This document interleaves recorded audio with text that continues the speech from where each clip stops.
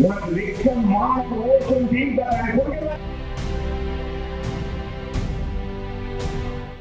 திராவிட முன்னேற்ற கழகத்துடைய இன்னைக்கு நாடாளுமன்ற குழு தலைவராக இருக்கின்ற பி.ஆர். பாலு அவர்தான் அன்பு சூழல் தொழில்துறை அமைச்சருடைய அப்பா. அவர் போக்குவரத்து துறை அமைச்சராக இருக்கும் போதுதான் நெடுஞ்சாலையில பாத்தீங்கன்னா அதை போடுறதுலாம் பாத்தீங்கன்னா இந்தியில எழுத்துறது இல்லையா, இந்தியில எழுத்துருக்கு புதுசா வருது அப்படின்னு கேட்கும் போது எல்லாம் போராட்டம் பண்ண பிறகு என்ன வியாக்கணம் சொன்னாங்க பி.ஆர். பாலு அன்னைக்கு கலைஞர் முதலமைச்சராக இருக்க என்ன சொன்னாங்க, வெளிய வடநாட்டில இருந்து வர்றவங்களுக்கு எந்த இடத்துக்கு போறோம்னு தெரிய வேண்டாமா, அதுக்காகத்தான் அதுக்காக மாணவர்களை சுட்டான் காங்கிரஸ்காரன். மாணவர்கள் தீய வைத்து கொடுத்துக் கொண்டார்கள். நம்ம வீர வணக்கம் செலுத்துகிறோம். எந்த போர்டுல இந்தி இருக்கக்கூடாது, போஸ்ட் ஆபீஸ்ல இந்தி இருக்கக்கூடாதுன்னு அழித்தோமா, அதை நடைமுறைப்படுத்தியது யாருடைய ஆட்சியில? திமுக ஆட்சியில, பாரதிய ஜனதா ஆட்சியில கூட்டணியில இருக்கும்போது இவர்கள் தான் மாநில கல்வி பட்டியலில் இந்த பாடத்திட்டம் இருந்தது. மாநில கல்வி பட்டியலில் தான் இருந்தது. அது தேசிய பட்டியலில் கொண்டு வந்தது யார் காரணம்? காங்கிரஸ் இல்லையா?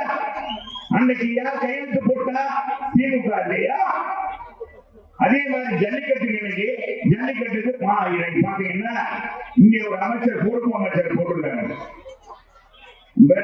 மூர்த்தி, உங்களுக்கு தெரியும், மனிதவழித்துறை அமைச்சர்.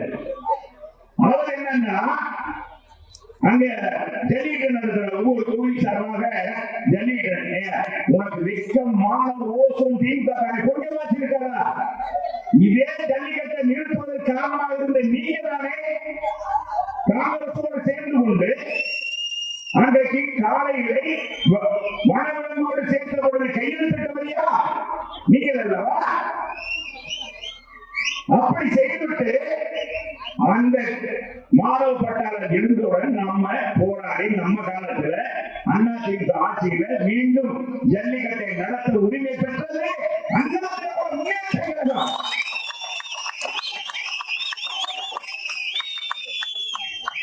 புரட்சி தலைவருமா அண்ணா திராவிட முன்னேற்ற கழகம் எங்களுக்கு உரிமை இருக்கு. இன்னைக்கு ஏழைகளுக்கு 48 கோடி ரூபாய் செலவழிக்கிறீங்க கட்டணம் கட்டி, அந்த ஜல்லிக்கட்டை பெருமைப்படுத்துறீங்க. காலையில் வளர்ச்சிக்கு 1000 ரூபாய் கொடுக்கணும், நீங்க கொடுத்தீங்களா?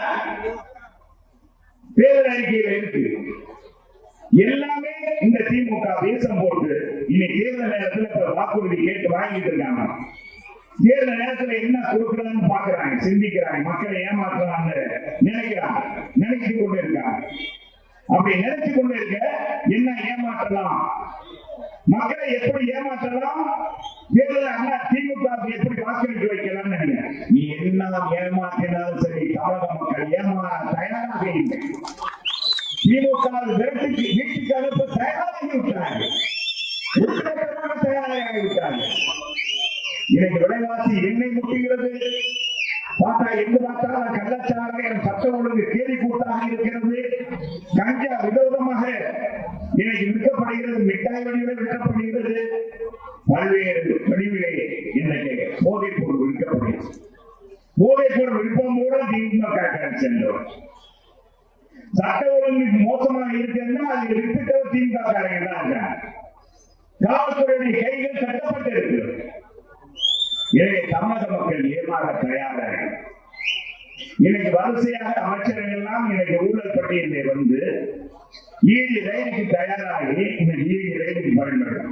ஒரு அமைச்சருங்க நம்ம இருக்கும் போது அவனை பற்றி இதே ஸ்டாலின், இதே இருக்கிற கனிமொழி அந்த கரூர்ல போய் உலகத்திலே ஒரு சர்வாதிகாரி, சர்வதேச ஒரு குற்றவாளியாக இருந்தால் அந்த செந்தில் பாலாஜி தான்.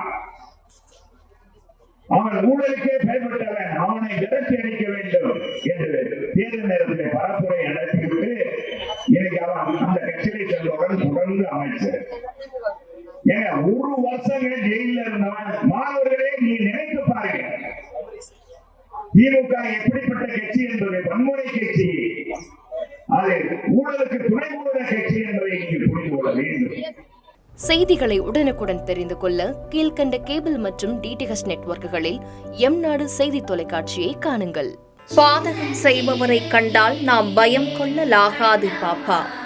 மோதி மிதித்துவிடு பாப்பா, அவர் முகத்தில் உமிழ்ந்துவிடு பாப்பா. அண்மை செய்திகளை உடனுக்குடன் தெரிந்து கொள்ள இணைந்திருங்கள் எம்நாடு தொலைக்காட்சியுடன்.